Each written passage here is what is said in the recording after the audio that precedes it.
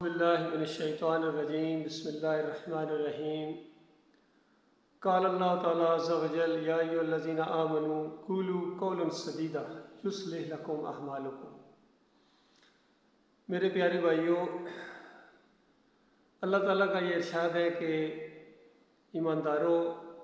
بالکل سیدھی سادہ صاف بات کیا کرو، اس طرح تمہارے جو آپس کے معاملات ہیں وہ درست ہو جائیں گے۔ آج میں مخاطب ہوں جو بھی اپنے آپ کو ڈاکٹر مسعود الدین عثمانی رحمۃ اللہ علیہ کا ساتھی اور ہم عقیدہ ہونے کا دعویٰ کرتا ہے، جو سوچ سمجھ کر اس جماعت میں آیا تھا اور ایمان خالص کی جو دعوت اٹھی ہے، رد شرک کی دعوت اٹھی ہے، کفر بالطاغوت کی دعوت اٹھی ہے 20ویں صدی کے آخری حصے میں، اس کو وہ حق سمجھتا ہے اور اس دعوت کو پھیلانے اور اس دعوت کی خاطر جینے اور اس دعوت کی خاطر مرنے کا عزم رکھتے تھے جو لوگ، میں صرف ان سے مخاطب ہوں۔ باقی جو شکوک و شبہات میں ہیں، جن کے کچھ تحفظات ہیں، ان کا معاملہ ابھی نہیں ہے، ان کے ساتھ میں ابھی مخاطب نہیں ہوں۔ میں تو ان کے ساتھ مخاطب ہوں جنہوں نے اس راستے میں ساتھ دینے کا وعدہ کیا تھا۔ آج سے 37 سال پہلے میں اس جماعت میں آیا تھا، جب میں پاکستان آرمی افسر تھا 7 پنجاب ریجمنٹ میں۔ ڈاکٹر صاحب کی ایک کیسٹ اور 3-4 کتابچے میرے سامنے آئے اور میں ان کو پڑھ کے پوری طرح یہ دعوت میرے رگ و پے کے اندر، میری سوچ کے اندر، میرے دل کی گہرائیوں میں اتر گئی اور سارے مسائل کا حل گویا معلوم ہو گیا کہ امت مسلمہ کی آج ذلت اور خواری اور پستی کی صرف اور صرف ایک وجہ ہے کہ یہ مومن نہیں ہے، اور اللہ کا وعدہ ہے کہ تم مومن جب بنو گے تو تمہیں سربلند کیا جائے گا۔ تو اللہ کا وعدہ تو بہرحال سچا ہے، انسانوں کے اندر، مسلمانوں کے اندر کہیں نہ کہیں کمی ہے۔ پھر جس شرک کی نشاندہی کی گئی وہ دلائل کے ساتھ کی گئی، فلاح کے راستے، اللہ کا گاریہ درگاہیں، وفات ختم الرسل پڑھی، ایمان خالص کس اول کس دوم، یہ مزار، یہ میلے، تعویذ گنڈا شرک ہے، ہماری دعوت یا دعوت اللہ کے نام سے جو کتابچے ہیں، یہ سارے میں نے پڑھے اور میں نے اس دعوت کا ساتھ دینے کے لیے، آخری سانس تک ساتھ دینے کے لیے میں نے تہیہ کر لیا۔ اور بالکل دل کو لگنے والی بات تھی، ایمان خالص کی بات تھی۔ ایک عالم دین جو مجاہد صفت عالم دین تھے، بازاروں میں دعوت اللہ کیا کرتے تھے اور پھر آرمی افسر تھے، یعنی بڑے ہی سلجھی گفتگو کرتے تھے اور اہل زبان تھے، لکھنؤ میں پیدا ہوئے، وہاں کی اصلی اردو، پھر آہستہ آہستہ بعد میں جب لوگ ادھر آئے، پاکستان بنا، ادھر آئے تو سارے حالات سے وہ واقف تھے۔ 48 کی جنگ انہوں نے لڑی، 71 کی جنگ انہوں نے لڑی، 65 کی جنگ انہوں نے لڑی۔ تو اس انداز سے جو آدمی تھا وہ پوری دنیاوی لحاظ سے بھی، دینی لحاظ سے بھی اور ماڈرن علوم کے لحاظ سے بھی اللہ تعالیٰ نے ان کو بڑی صلاحیت دی تھی۔ MBBS ڈاکٹر بھی تھے اور بہت چوٹی کے ڈاکٹر تھے، چائلڈ اسپیشلسٹ تھے۔ تو ڈاکٹر صاحب رحمۃ اللہ علیہ تو اپنا کام کر کے چلے گئے، 1986 میں ان کی وفات ہو گئی۔ اس کے بعد یہ دعوت آگے بڑھتی رہی اور آہستہ آہستہ اس کے اندر سلو پوائزننگ کے ذریعے کچھ ایسے لوگ اس کے اندر آئے جنہوں نے اس دعوت کا رخ آہستہ آہستہ بہت ہی غیر محسوس طریقے سے اس دعوت کا رخ موڑ دیا، کچھ اس کے اندر ٹیڑھا پن کر دیا، اور یہ پوری طرح کھل کے سامنے آئی 2017 کے اندر، جب سجدہ تعظیمی کا شرک اس جماعت کے اندر ڈال دیا گیا کہ سجدہ تعظیمی، ایک نبی نے پورے خاندان سمیت، یعقوب علیہ السلام نے کہتے ہیں کہ یوسف علیہ السلام کے سامنے سجدہ ریز ہو گئے، بے اختیار سجدہ ریز ہو گئے۔ یہ عقیدہ لکھ دیا محمد حنیف صاحب نے اپنی دعوت القرآن تفسیر کے اندر، جلد دوم، سورہ یوسف 100 نمبر آیت کی تشریح کرتے ہوئے یہ شرک کا انجیکشن انہوں نے دے دیا۔ حالانکہ ڈاکٹر عثمانی رحمۃ اللہ علیہ کے سارے ساتھی جانتے ہیں کہ ڈاکٹر عثمانی رحمۃ اللہ علیہ اس چیز کو بیان کیا کرتے تھے، بحثیں کیا کرتے تھے مولویوں کے ساتھ، کتنی ان کی گفتگو ہے، سوال جواب موجود ہے کہ ڈاکٹر صاحب کہتے تھے یہ تعبیر کا ایک انداز ہوتا ہے، اور وہ سارے کے سارے ان رحمتوں اور برکتوں کی وجہ سے جو اس خاندان کے اوپر اللہ تعالیٰ نے کی، وہ اللہ کے سامنے سجدہ ریز ہو گئے، اور پھر فتویٰ لگایا کہ جن کا ایمان خراب ہوتا ہے وہ اس طرح تفسیر کرتے ہیں کہ یوسف علیہ السلام کے سامنے سجدہ ہو گیا۔ چونکہ ان مولویوں اور پیروں نے اپنے شاگردوں سے سجدے کروانے ہیں، کس قدر زبردست فتویٰ اس اللہ کے بندے نے دیا ہے۔ پھر امام بخاری رحمۃ اللہ علیہ بھی اسی طریقے سے خوابوں کی تعبیر کا باب لائے ہیں، اور اس میں یوسف علیہ السلام کا وہ خواب لائے، اور 6 نمبر آیت میں جو یعقوب علیہ السلام نے اس کی تعویل کی، اس کی تعبیر بتائی، اس کو لائے ہیں، اور پھر 100 نمبر آیت کا وہ حصہ چھوڑ دیا ہے انہوں نے جہاں سجدہ ہے، کیونکہ حنیف صاحب اس سجدے کو اثر مانتے ہیں کہ دیکھو یہ ہے وہ تعویل، اور امام بخاری نے اس سجدے کا ذکر ہی نہیں کیا، کیونکہ بہت ہی بڑے محدث تھے اور بہت زیادہ فقیہ آدمی تھے امام بخاری رحمۃ اللہ علیہ۔ ان کا ماتھا ٹھنکا کہ یہ بعد والے اس سجدے کو بھی بیچ میں گھسیٹ لائیں گے، تو وہ سجدہ انہوں نے اس کو وہاں ذکر نہیں کیا۔ اور یعقوب علیہ السلام نے جو تعبیر 6 نمبر آیت میں بتائی تھی، بالکل عین ہی انہی الفاظ کے ساتھ یوسف علیہ السلام نے 100 نمبر آیت اور 101 نمبر آیت کے اندر اس کو بیان کیا، اور گویا پوری طرح تصدیق والے انداز میں ایک پیغمبر دوسرے کی تصدیق کرتے ہیں، تکذیب نہیں کرتے ہیں یا اس کا رد نہیں کرتے ہیں، دوسرے کو نیچا نہیں دکھاتے ہیں کہ ابا جان وہ تعبیر جو آپ نے بتائی تھی وہ غلط ہو گئی اور میں جو بتا رہا ہوں وہ صحیح ہے۔ ایسا نہیں ہے، کبھی بھی نہیں ایسا ہو سکتا، ایسا سوچ بھی نہیں سکتے ہیں۔ محمد حنیف صاحب کہتے ہیں کہ مفہوم کے لحاظ سے یہی بات ہے، لیکن مجھے بڑی حیرانگی ہوئی کہ اپنے اس مشرکانہ نظریے کو ثابت کرنے کے لیے کس طرح 2 انبیاء کے انہوں نے آگے آپ نے سامنے کھڑا کر دیا۔ اب مسئلہ یہ ہے کہ محمد حنیف صاحب نے بات چیت کا دروازہ بند کر دیا ہے۔ یہ بہت بڑا وار ہوا ہے میرے پیارے بھائیو آپ لوگوں کے اوپر۔ باقی نہ مانو بات کو، لیکن بات چیت کرنی چاہیے، کیونکہ اب ہمارے پاس اتنے زیادہ دلائل ہیں، کیونکہ 7 سال ہو گئے اس مسئلے کو اٹھے ہوئے۔ تو حالانکہ شروع میں ہی حتیٰ کہ ڈاکٹر صاحب کی کچھ بیانات سامنے نہیں آئے تھے، اس وقت بھی ہمارا یہی عقیدہ تھا کہ سجدہ اللہ کو ہوا ہے۔ پھر ڈاکٹر صاحب کی جب اور تقریریں کھل کے سامنے آ گئیں، ملائکہ کے حوالے سے بھی اس کی تفسیر ڈاکٹر صاحب کے سامنے آ گئی کہ دیکھو اللہ کا حکم موجود ہے اور سجدہ ہوا ہے، کس طرح ملائکہ نے سجدہ کیا اور کیوں یہ حکم دیا گیا، اس کی تفصیل کوئی نہیں بیان کر سکتا ہے، نہ قرآن میں اس کی تشریح ہے نہ نبی علیہ السلام نے اس کی تشریح کی ہے۔ بس جس طرح جتنی بات آئی ہے اتنا ہی ہم مانتے ہیں، کیوں اور کیسے کے چکر میں پڑے بغیر ہم اس کو مانتے ہیں۔ متشابہات میں سے لگتا ہے، یہ ڈاکٹر صاحب کے الفاظ ہیں۔ تو متشابہات کے اوپر کیا سرائیاں کرنا، پھر ان کو دلیل بنا کے یوسف علیہ السلام کو سجدہ ثابت کرنا، یہ بہت بڑا شیطان کا وار ہوا ہے میرے بھائی محمد حنیف صاحب کے اوپر۔ لہٰذا بات چیت کا دروازہ کھلا رکھو، کیونکہ اگر بات چیت کا دروازہ بند کر دیا تو یہ تو اس کی مثال میں دیا کرتا ہوں کہ جس طرح کوئی خودکشی کرنے لگے اور اندر سے کنڈی لگا دے، اس کو کون بچائے گا؟ اگر اندر سے کنڈی نہیں لگی ہے تو اگر وہ پنکھے کے ساتھ لٹکا ہے تو ممکن ہے کوئی بندہ دوڑ کے آ کے اس کو بچا لے، لیکن جس نے اندر سے کنڈی اور تالا لگا دیا وہ کبھی نہیں بچ سکتا ہے۔ تو یہ بات چیت کا دروازہ بند کر دینا یہ بہت بڑی غلطی ہے۔ اصل میں جماعت کا شروع سے یہی مزاج بنایا گیا جب یہ یعقوب گروپ اور سرفراز گروپ علیحدہ ہوئے تھے، حالانکہ وہ عقیدے کی بنیاد کے اوپر نہیں بلکہ ان کا محمد حنیف صاحب سے ایک جھگڑا تھا، معاملہ تھا، اور ظاہری بات ہے پھر عقیدے کی باتیں اس کو انہوں نے کہنا شروع کر دیا، تو وہ ایک علیحدہ بحث ہے۔ لیکن مسئلہ یہ ہے کہ اس وقت بھی جماعت کا یہ ذہن بنایا گیا تھا، ہم خود اس میں شامل تھے کہ بالکل یہ مرتدین ہیں اور ان سے بات چیت کرنا بہت بڑا جرم ہے، بہت بڑا جرم ہے، اور ان کو دھتکارنا، ان سے نفرت سے منہ پھیر لینا گویا یہ بہت بڑی نیکی ہے، گویا اللہ کی فرما برداری ہے، اور جماعت کے نظم کی پابندی اس حوالے سے کرنا گویا اللہ کی رضا ہے۔ یہ تو ظاہر بات ہے لوگ اسی طرح کرتے تھے، ہم خود کرتے رہے ہیں، لیکن جب اللہ تعالیٰ نے اور دل کھولا ہے اور سارے معاملات سامنے آئے ہیں، اور خاص کر محمد حنیف صاحب کا یہ کردار سامنے آیا ہے، اس وقت یہ سارے معاملات ہوئے کہ انہوں نے محمد حنیف صاحب سے اختلاف کیا تھا، ان کو آپ باغی کہیں، جماعت کے باغی تھے، عقیدے کے اندر خرابی نہیں آئی تھی۔ تو یہ چیزیں ذہن میں رکھیں۔ تو اس معاملے میں تو ہم نے ان لوگوں سے بات چیت کرنا شروع کر دیا، اگرچہ محمد حنیف صاحب تو ابھی بھی نہیں کرتے ہیں۔ وہی کلیہ فارمولہ انہوں نے ہمارے اوپر بھی فٹ کیا، اور جماعت کا چونکہ پہلے سے ذہن بنا ہوا تھا تو اب یہ بات چیت نہیں کرتے ہیں، منہ پھیر لیتے ہیں۔ تو میں یہ ایک سوال آپ کے اوپر چھوڑ کے جا رہا ہوں جس کی وجہ سے میں نے یہ کلپ ریکارڈ کر رہا ہوں، کیونکہ میں ابھی اپنے بھائیوں سے کچھ بات کر رہا تھا کہ جماعت کے اندر کوئی ایک بندہ بھی ایسا مناسب نہیں جس سے جا کے گفتگو کی جائے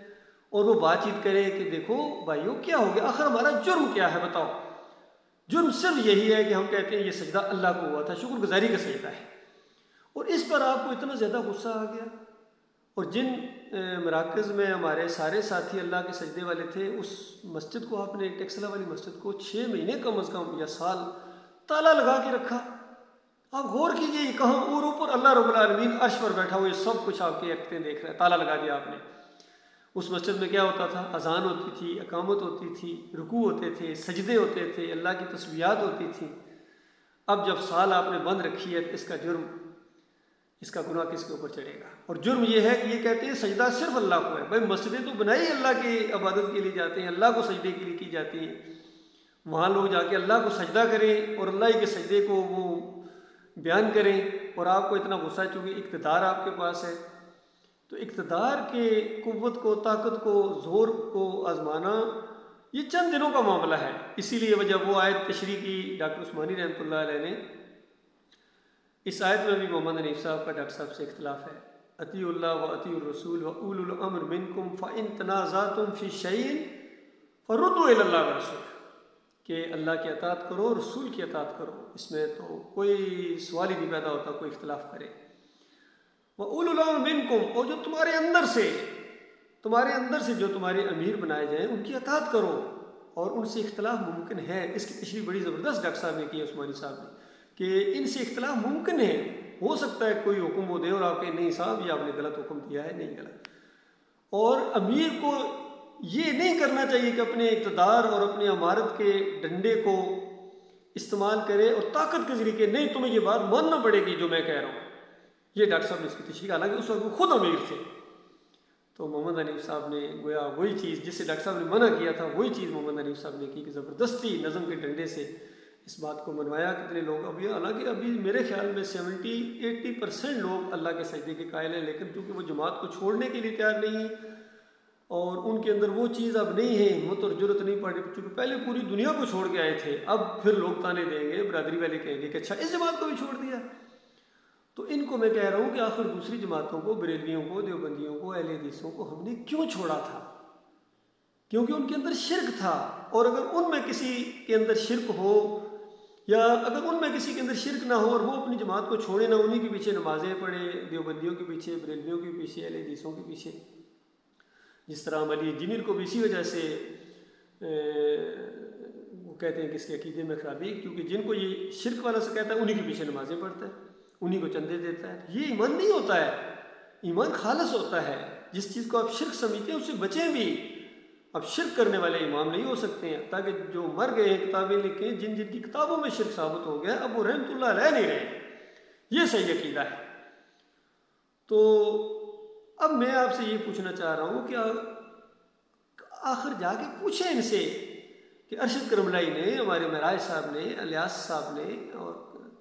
اپنے کمال خان صاحب ہیں، ہمارے افضل صاحب ہیں، اور کتنے ہمارے ساتھی ہیں، عبدالعزیز صاحب ہیں، تو ان لوگوں نے کیا جرم کیا ہے کہ آپ ان سے بات بھی نہیں کرتے ہیں؟ اپنے ساتھیوں کو بتا دیا،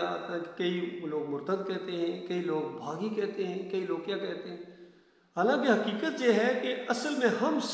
وہ لوگ ہیں جو اسی جگہ کھڑے ہیں، ایک لمحے اور ایک بال کے کونے کے برابر بھی ہم اس ایمان عقیدے سے نہیں ہٹے ہیں۔ بس صرف فرق یہ پڑا ہے کہ اس دفعہ زیادہ لوگ ہٹ گئے تو ایسا لگتا ہے وہ والی جماعت ہے، حالانکہ جماعت وہ ہے جو اس عقیدے کے اوپر قائم ہے، وہ ہے جماعت۔ پہلے بھی نکلتے رہے، شروع میں نکلتے تھے، یہ امیر بادشاہ نکلے ہیں، عبدالقادر سومرو نکلے ہیں، پھر یہ مولوی بشیر نکلے ہیں، غضنفر چشتی نکلے ہیں، بخت زادہ لوگ نکلے ہیں، اور آخر میں آ کے یہ سرفراز، یعقوب، علی، اور پھر ان کے مزید کتنے یہ آگے ٹکڑے ہو گئے ہیں۔ یہ سارے جماعت سے نکلے ہوئے لوگ ہیں، چاہے وہ بچن گوڑ والے ہوں، دائیو صاحب ہوں، اختر بیگ ہوں، یا یہ ناظم آباد والے ہوں، بدر صاحب کے بچے ہوں، فیاض محمود باجوہ ہوں، اور یہ جتنے لوگ ہیں یہ جماعت سے نکلے ہوئے لوگ ہیں، انیس الدین لوگ ہوں، اور محمد حنیف کے عقیدے کے اندر بھی اب شرک آ گیا ہے۔ تو جب شرک لے کے تم آگے جاؤ گے تو بتاؤ اس وقت کیا ہوگا تمہارا، اور واپس تو نہیں آ سکو گے، اس وقت ایک دوسرے کے اوپر لعنتیں بھیجو گے۔ اس لیے آج موقع ہے جب تک زندہ ہو، تو میں اس لیے آپ لوگوں سے براہ راست مخاطب ہوں، میں صرف ان لوگوں سے مخاطب ہوں جو ڈاکٹر مسعود الدین عثمانی رحمۃ اللہ علیہ کے لٹریچر پڑھ کے، ان کی تقریریں سن کے، ان کی زندگی کے اندر یا ان کے وفات کے بعد وہ اس جماعت کے ساتھ آئے تھے، وہ غور و فکر کریں، ورنہ آپ کی مثال پھر اس طرح ہو جائے گی جس طرح بھیڑ بکریوں کو ہانکا لے جا رہا ہوتا ہے، کوئی پتہ نہیں چرانے کے لیے جا رہا ہے گڈریا یا ذبح خانے کی طرف قصاب لے کے جا رہا ہے۔ یہ معاملہ ہے میرے پیارے بھائیوں، غور کرو۔ میرے بیانات آپ کے سامنے ہیں، ڈاکٹر صاحب کی تقریریں آپ کے سامنے ہیں، اور میرا ٹیلی فون نمبر آپ کے سامنے ہے 0097339421004، یہ میرا پکا نمبر ہے یہاں بحرین کا۔ اور دوسرا نمبر بھی ہے، ہمارے پروگرام بھی انشاءاللہ دعوت اللہ کے پروگرام بھی ہو رہے ہیں، ہم لٹریچر بھی چھپوا رہے ہیں۔ عبداللہ ہم نے اسی جگہ سے شروع کر دیا جہاں سے محمد حنیف لوگوں نے چھوڑا تھا۔ گزشتہ عبداللہ ہمارا 27 نمبر تھا، ابھی انشاءاللہ 28 عبداللہ بالکل ریڈی ہے، بہت جلد وہ پریس میں چلا جائے گا۔ تو دین کا کام تو ہوتا رہے گا، اللہ کے دین کسی کا محتاج نہیں، یاد رکھیے۔ اگر ہم لوگ یہ کام نہیں کریں گے تو اللہ اوروں کو اٹھائے گا۔ جس طرح پہلے اللہ تعالیٰ نے یہ دعوت اٹھائی، جب ان لوگوں نے اس میں سے کچھ لوگوں نے دعوت کا کام چھوڑ دیا تو دعوت رکی نہیں ہے۔ اور اللہ تعالیٰ تعداد کے اوپر فیصلے نہیں کرتا ہے، نہ وسائل کے اوپر کرتا ہے، نہ کسی کی پگڑی کے اوپر، نہ کسی کی سندوں اور ڈگریوں کے اوپر۔ اللہ تعالیٰ فیصلے ایمان خالص کی بنیاد کے اوپر کرتا ہے۔ قیامت کے دن اسی بنیاد کے اوپر یہ فیصلہ ہونے والا ہے۔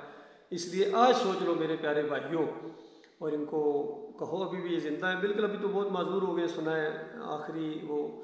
زندگی کے ان کی 100 کے قریب عمر بھی ہو گئی ہے، لیکن اب انہوں نے اپنی انا کا مسئلہ بنا لیا، انہوں نے اپنی ضد کا مسئلہ بنا لیا۔ الٹا کہتے ہیں کہ ان لوگوں نے اپنی انا کا، بھائی ہم نے کس چیز کی انا کا؟ غور کرو اللہ کے بندو میرے پیارے بھائی۔ ڈاکٹر عثمانی رحمۃ اللہ علیہ کا یہی عقیدہ ہے، قرآن کا یہی عقیدہ ہے، سارے انبیاء اللہ کو سجدہ کرتے تھے، سوال ہی نہیں پیدا ہوتا کوئی نبی کسی دوسرے نبی کو سجدہ کرے۔ حالانکہ اس سے بھی مشکل مقام تھا وہ جو ابراہیم علیہ السلام نے 3 مرتبہ کہا، ستارے کو کہا کہ یہ میرا رب ہے، چاند کو کہا یہ میرا رب ہے، سورج کو کہا یہ میرا رب ہے۔ یہ بڑا ہے، الفاظ تو بالکل واضح ہیں، کیا کوئی جرت کر سکتا ہے کہ یہ کہے کہ تھوڑی دیر کے لیے ابراہیم علیہ السلام نے ان کو رب مانا تھا؟ سوال ہی پیدا نہیں ہوتا۔ نہ حنیف صاحب اس کو مانتے ہیں، نہ کوئی بھی نہیں مانتا اس کو، چونکہ وہاں تعویل کرتے ہیں کہ اس کا یہ مطلب ہے۔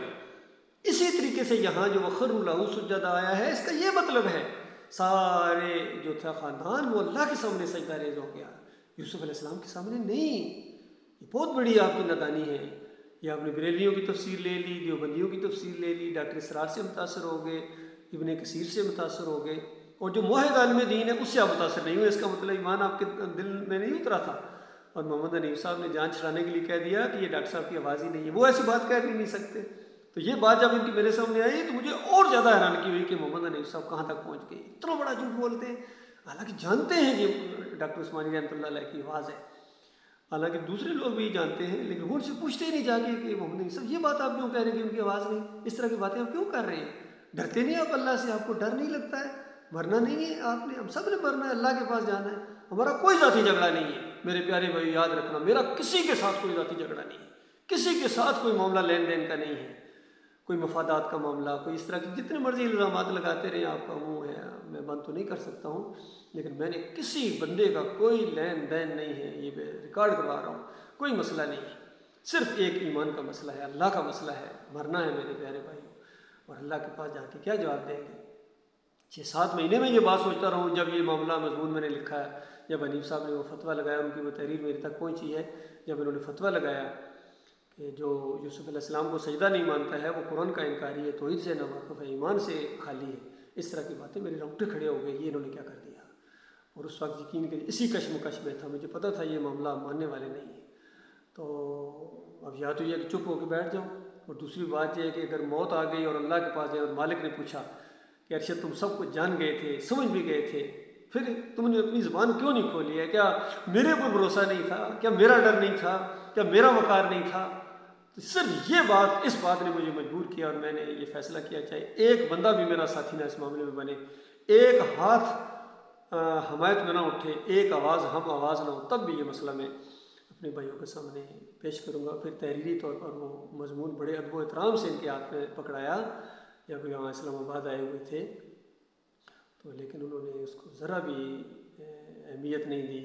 اور اپنی انا اور اس کی وجہ سے انہوں نے وہاں سے فتوے لگائے اور کیا کہ ہم نے جماعت سے ان کو نکال دیا ہے، انہوں نے جماعت چھوڑ دی، طرح طرح، کبھی کہتے ہیں ہم نے نکال دیا، کبھی کہتے ہیں انہوں نے جماعت چھوڑ دی، کبھی کہتے ہیں انتشار پیدا کر دیا۔ بالکل یہ وہی الفاظ ہیں جو مودودی صاحب کہا کرتے تھے جب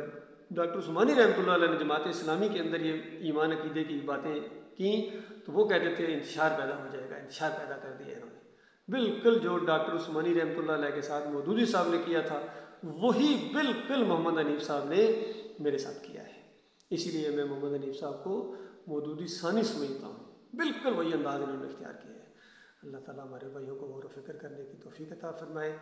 اور اس مسئلے کو وہ سنجیدگی سے لیں. یہ ان کی آخرت کا مسئلہ ہے، ہمیشہ کی آخرت کا مسئلہ ہے، یہ جنت کا مسئلہ ہے، یہ ہمیشہ کی جہنم کا مسئلہ ہے. ہاں ہمیشہ کی جہنم کے اندر اگر آپ رہنا چاہتے ہو تو پھر ٹھیک ہے، چپ ہو جو ان کی ہاں میں ہاں ملاؤ، ان کو اپنا امیر مانو اور آسانی کے ساتھ پھر جہنم کی آگ کے اندر اتر جاؤ گے اور جنت سے محروم کر دیے جاؤ گے ہمیشہ ہمیشہ کے لیے.